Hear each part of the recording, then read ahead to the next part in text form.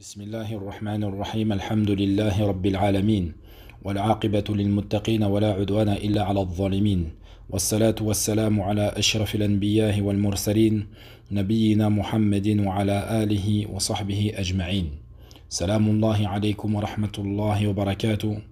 Bienvenue à vous dans cette 13e leçon de Tawhid et nous sommes toujours dans la définition de la foi. Aujourd'hui nous allons donner quelques propos de savants concernant la foi et sa définition. Pour commencer, nous allons parler de ceux qui donnent le véritable sens et la véritable définition de la foi et l'exactitude de cette définition. Il nous dit, Cheikh Mohammed al-Wasabi rahimahullah, que l'imam Ibn Abd al-Izz dit dans son explication du livre Al-Aqid al-Tahawiyya que les gens ont beaucoup divergé sur ce que désignait le terme al-Iman, sur ce que désignait le terme la foi. Et il nous dit que Malik, wa Shafi'i, wa Ahmed, wa Awza'i et d'autres savants, des gens du hadith et des gens de Médine, également à Zahiri, et un groupe parmi les mutakallimin, ont dit que la foi désignait l'approbation à tasdiq du cœur, comme nous l'avons dit précédemment, l'attestation à l'iqrar bil lisan, avec la langue, et les œuvres faites avec nos membres. Et ceci est la croyance des gens de la sunna et du consensus. C'est cela le véritable sens de al-iman. Et également beaucoup de nos compagnons, quand il dit beaucoup de nos compagnons, il parle ici des Hanafi, sont du même avis que ceux qui a été cités par At-Tahawi. Et ici nous comprenons qu'il y a une divergence entre tous les savants, tous les madahib qui ont été cités, le madhab maliki, shafi'i wa hanbali, et al-ahnaf qui sont de Abu Hanifa. Et il nous dit que la foi c'est l'attestation, chez les Hanafi il dit que la foi c'est l'attestation, l'iqrar avec la langue et l'approbation avec le cœur. Tasdiq bil lisan. Et ils ont retiré quoi? Ils ont retiré les actions. Et ceci est faux. Ceci ne convient pas. Car si tu retires les actions de la foi, ça voudrait dire que celui qui ne prie pas, qui ne jeûne pas, qui ne fait pas le hajj, qui ne veut pas le faire, qui ne le fait pas, qui ne dit, qui n'accomplit aucune action de bien, est équivalent, est égal à celui qui fait toutes ces actions de bien. Également, indirectement, ça voudrait dire que celui qui fume, qui vole, qui ment, qui triche, qui tue, sa foi est équivalente à celui qui prie, qui jeûne, qui craint Allah, qui est respectueux, etc., etc. Donc, cette interprétation et cette compréhension et cette définition de la foi est en désaccord avec les principes mêmes de l'islam.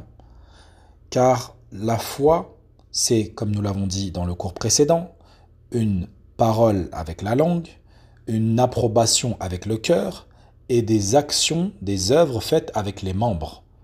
Ils augmentent, cette foi, elle augmente en accomplissant l'obéissance d'Allah et elle diminue cette fois en accomplissant les désobéissances à Allah. Et ici, il nous rajoute, il nous dit que certains disent que l'attestation, donc al-iqrar avec la langue, est un pilier supplémentaire. Donc eux, ils sont partis encore plus loin. Il nous dit, à la base, que certains chez les Hanafi nous disent que l'iman, c'est l'attestation avec la langue et l'approbation avec le cœur. Et là, il nous dit que d'autres, eux, carrément, ils ont considéré que l'iqrar bil lisan, c'est-à-dire l'attestation par la langue, était en supplément. C'était une option. Ce n'était pas un fondement, subhanallah. Et il nous dit que c'est l'opinion de Abu Mansour al-Maturidi. Donc, c'est un avis qui est complètement faux. Également, al-Karamiyya, eux, sont d'avis que la foi, c'est l'attestation avec la langue seulement. Ils ont retiré les actions, ils ont retiré le cœur. Ils ont retiré ce qui est l'approbation at-tasdiq bil qalb, subhanallah. Et eux, c'est pire que les seconds, et c'est pire que ceux qui disent que c'est seulement la langue et le cœur. Pourquoi c'est pire? Parce que si on considère que l'approbation par la langue suffisait, ou plutôt l'attestation par la langue suffisait, dans cela, les hypocrites rentrent dans l'islam, rentrent dans la foi. Alors que les hypocrites, eux, ils disent par leur langue La ilaha illallah, et dans leur cœur, il y a la mécréance. Et ces gens-là, Al-Karamiya, eux, considèrent que si tu le dis par la langue, c'est suffisant. Donc, les hypocrites sont des croyants avec une foi complète. Et ils disent même qu'ils méritent le châtiment d'Allah, qu'il leur a promis, et cela est complètement contradictoire. Car les munafiqun disent avec leur langue ce qu'il n'y a pas dans leur cœur, comme le dit Allah Azza wa Jal. وَيَقُولُونَ بِأَلْسِنَتِهِمْ مَا لَيْسَ فِي قُلُوبِهِمْ. Et ils disent avec leur langue ce qu'il n'y a pas dans leur cœur. Également, Allah Azza wa Jal dit إِذَا جَاءَكَ الْمُنَافِقُونَ قَالُوا نَشْهَدُ إِنَّكَ لَرَسُولُ اللَّهِ وَاللَّهُ يَعْلَمُ إِنَّكَ لَرَسُولُهُ وَاللَّهُ يَشْهَدُ إِنَّ الْمُنَافِقِينَ لَكَاذِبُونَ. Si les hypocrites te viennent, si les hypocrites viennent à toi, ils diront nous attestons que tu es certes le messager d'Allah. Allah, il sait que tu es vraiment son messager. Et Allah atteste que les hypocrites sont assurément des menteurs. Donc, c'est complètement contradictoire. Cet avis est complètement erroné et faux. Également, Al-Jahm ibn Safwan et Abu al-Hussein Salihi, qui est un des leaders d'Al-Qadariya, ils sont d'avis que l'iman, la foi, l'iman, est la reconnaissance du cœur. Ma'rifat al-qalb, c'est le fait de reconnaître avec son cœur. Et ce propos, cette chose-là est pire que ceux qui viennent de précéder, de l'avis précédent et de l'avis qui l'a précédé également. Parce que si tu considères que c'est cela la connaissance de la foi, c'est cela la définition de la foi, dans ce cas-là, Pharaon et son peuple étaient des croyants. Car ils savaient que Moussa alayhi salam ou Haroun alayhi salam étaient véridiques. Et ils n'ont pas cru en eux, mais ils ont considéré qu'ils étaient véridiques. Allah Azza wa Jalla nous dit dans le Coran قال لقد علمت ما أنزل هؤلاء إلا رب السماوات والأرض بصائر. Il dit tu sais fort bien que ces choses, les miracles, seul le Seigneur des cieux et de la terre les a fait descendre comme autant de preuves illuminantes. Allah Azza wa Jalla dit également وجحدوا بها واستيقنتها أنفسهم ظلما وعلوا فانظر كيف كان عاقبة المفسدين. Et ils nient injustement et orgueilleusement, tandis qu'en eux-mêmes, ils y croyaient avec certitude. Dans leur cœur, ils étaient sûrs et certains que c'était la vérité. Et pourtant, Allah les considère comme des mécréants. Regarde donc ce qu'il est advenu des quoi? Des corrupteurs. Et les gens du livre reconnaissent le prophète sallallahu alayhi wa sallam.